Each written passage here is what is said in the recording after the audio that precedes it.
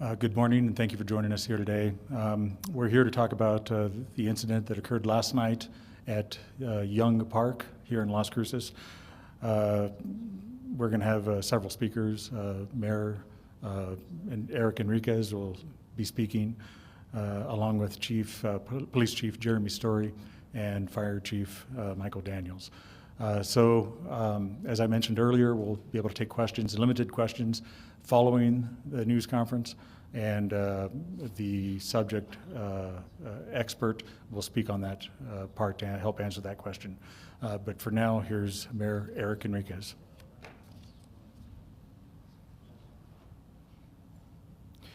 Hello, thank you all for being here. Today we mourn a tragic, a senseless, a horrible event that happened in our city last night. Several individuals were wounded, 3 of them deceased that we know. A senseless death.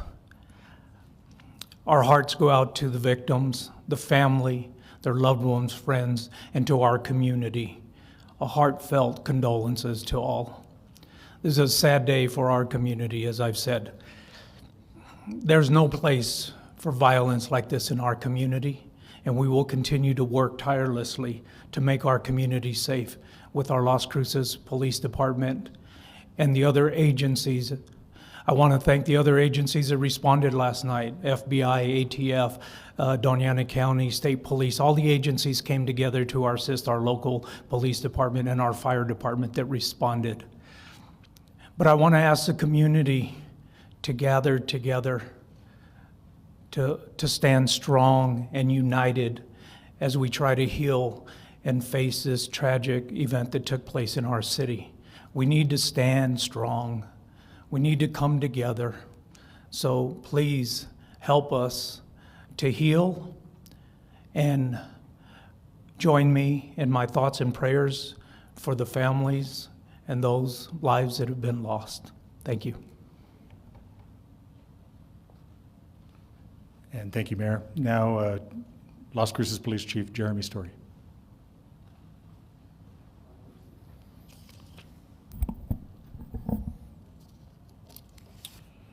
Thank you all for being here this morning.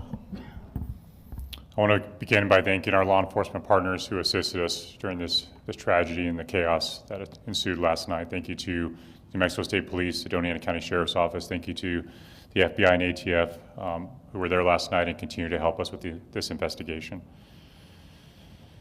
This news conference is to give an update on a mass casualty incident, mass shooting that occurred last night on 3/21/2025 at Young Park, which is located at 1905 Nevada Avenue. There was an unsanctioned car show at the park prior to this shooting. The call for the gunshot victims came in at approximately 10:10 p.m., again on 3/21/2025. The investigation so far reveals that there was an altercation between 2 groups of people, and that altercation escalated to gunfire between both groups. Several other people were also injured in the crossfire. Officers arrived on the scene and began treating people immediately while trying to deal with the chaos of that situation. Bystanders, some of them had already started administering treatment. Las Cruces Fire arrived very quickly, and they began immediately rendering aid despite the fact that the scene was not secure yet. Las Cruces Fire Chief Michael Daniels will give a quick summary here in a minute of the treatment that was provided and some of the transport. But as of right now, there are 15 people that are injured and 3 that have passed away. This is a huge crime scene with a lot of moving parts. It will take time to process it thoroughly and reopen everything. We're asking for anyone who witnessed the shooting to contact us by calling 575-526-0795. That's Mesilla Valley Regional Dispatch Authority. If anyone has relevant video or photos, we ask that they please upload them to the link that was provided on our Facebook page so that we can go through that and find the leads and ultimately hold the suspects accountable. I do want to correct a few things that are circulating, especially on social media. The person holding an AR-15 in the photo that's being distributed has already been interviewed. At this time, we do not believe he was involved in the shooting, although it's obviously a problem that he's out there with an AR-15 in his hand. But at this time, we do not believe he was involved in the shooting. He has been contacted already. Casings have been located throughout the park and parking lot. Again, it's a huge scene. All of the casings located so far are handgun caliber casings. There are no rifle casings consistent with an AK or AR style rifle. In fact, there's no rifle casings that have been located at all so far. They're all handgun casings. At this time, Las Cruces Fire Chief Michael Daniels will give a summary of the treatment that was provided and where patients were transported. Chief.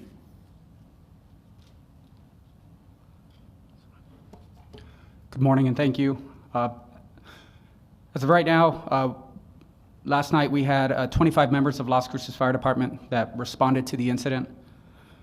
We had members from our local partners, American Medical Response, and Native Air, who assisted in the transport and movement of victims, as well as all 3 local hospitals affected. As Chief Story said, we have 18 total victims, and as reported in the news release, ages ranging 16 to 36. 7 patients were treated on scene. 11 patients presented to local departments. 2 were pronounced dead on scene. 4 were transported locally, and 1 was flown to El Paso for treatment. The overall status that we have for right now is 3 patients are deceased. 7 have been sent from local hospitals to El Paso for further treatment. 4 patients have been treated and released. And we don't have a status for the remaining 4 patients at this time. We're waiting on updates from our local hospitals. Thank you. Thank you, Chief. This horrendous, senseless act is a stark reminder of the blatant disregard people in New Mexico have for the rule of law and order. It's also a reminder of the utter lack of fear of accountability in New Mexico. As angry as I am right now, this news conference will not be political. There will come a time to talk about the failures that led to this tragedy and so many others in New Mexico, but now is not that time. There are 3 priorities right now. The first priority is to support the families and loved ones of those who are affected. Some of them need prayers as they go through the loss of a loved one and they grieve. Others need your prayers as their loved ones fight for their lives in hospitals throughout the borderland. There are a lot of hurting people right now in our community. Our next focus is the apprehension of those involved and those responsible for this atrocity. We will find each and every one of them, and we will hold them accountable to the criminal justice system. We also need to do a thorough and meticulously documented investigation.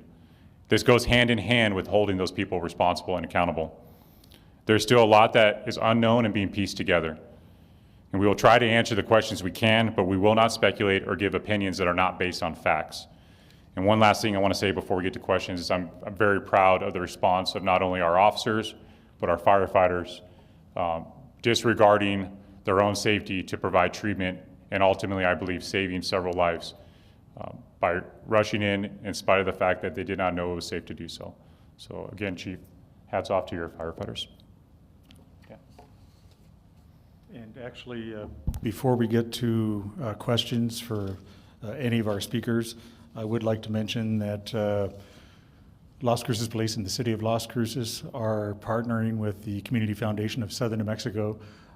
They are will be holding a fundraiser for the victims of this incident. We'll have the information on this live feed, and then I'll be able to get that information to our Facebook page, the Las Cruces Police Department's Facebook page, later on today. If you would, when I come up to you, mention your name and your affiliation, and then ask your question. And we'll start over here on this side. And while Dan is doing that, we'll try to have the appropriate person answer the question if we can, again, based on what we know at this time. Hi there, this is Johnny Coker with KRWG Public Media. I was just wondering, you mentioned there was an altercation between 2 groups. Has there been any arrests in connection with what happened last night, or anyone detained? There have not been arrests or anyone detained. We have leads that we're pursuing, but we are also asking the public or anyone that might have information to please provide that to assist us. Algernon DeMassa, Albuquerque Journal. Do you have a sense of how many casings have been collected so far?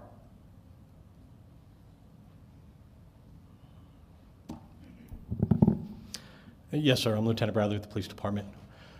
Right now, I don't want to speculate and give an inaccurate number, but we believe that there is somewhere in the neighborhood of 50 to 60. Jason Groves with the Las Cruces Sun News. Chief Story, you mentioned an unsanctioned car show. Was there any police presence throughout the evening at the car show? And can you just characterize the Young Park area in terms related to crime historically here? Yeah, I don't know for sure the answer to the first part of your question, so again, I don't want to speculate.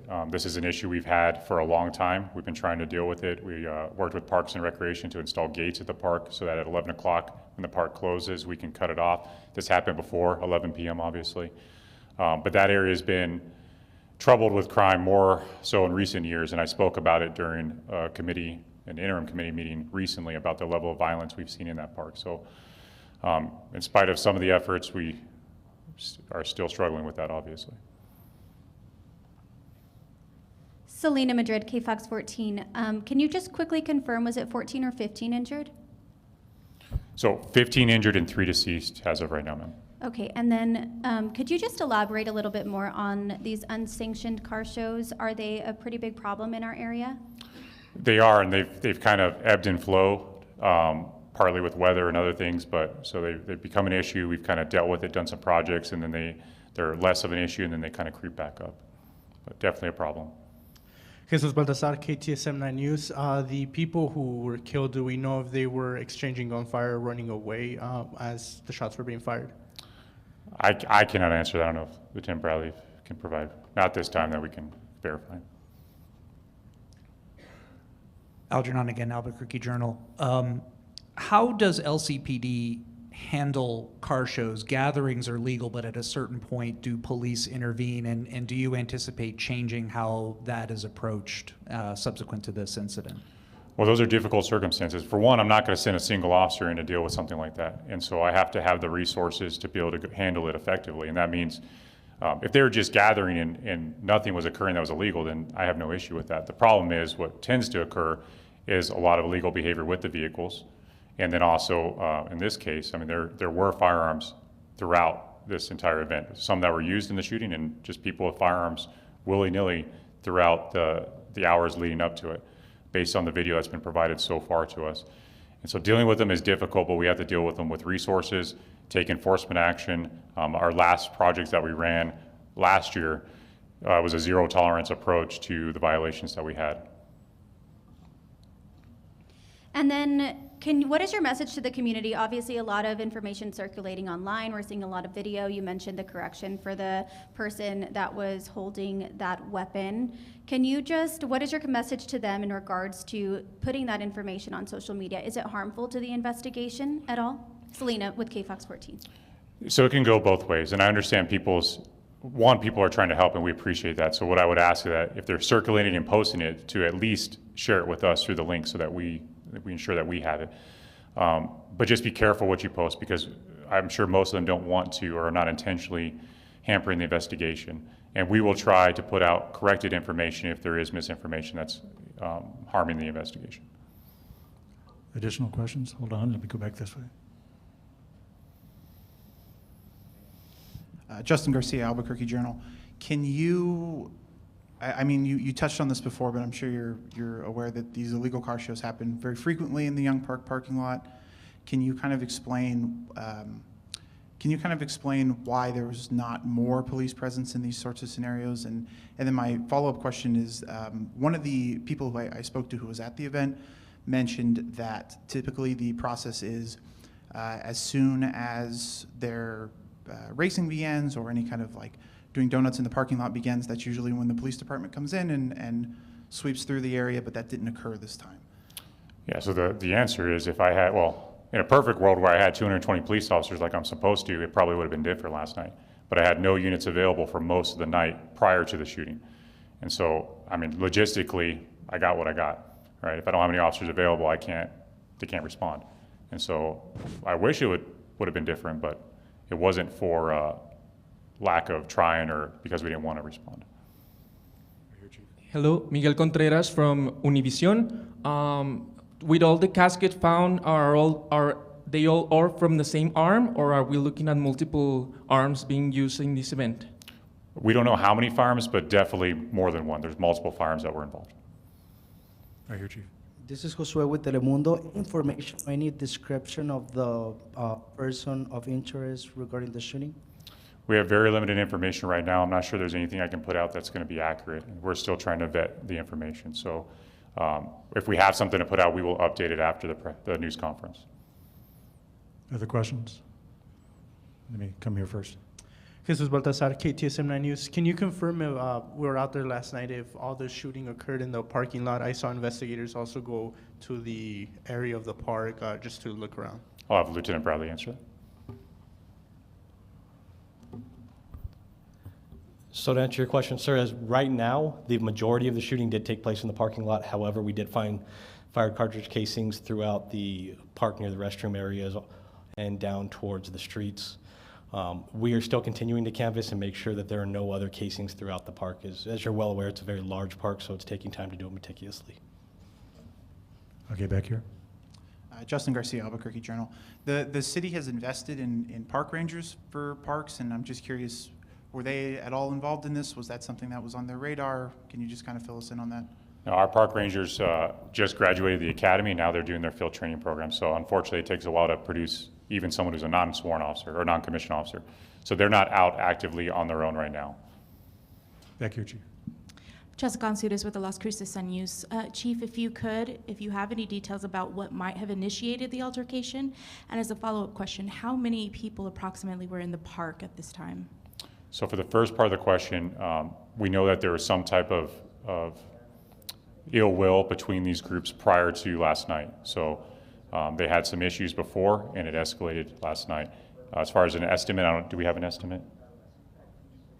Approximately 200, but again, that's an approximation. Okay, additional questions? Right here.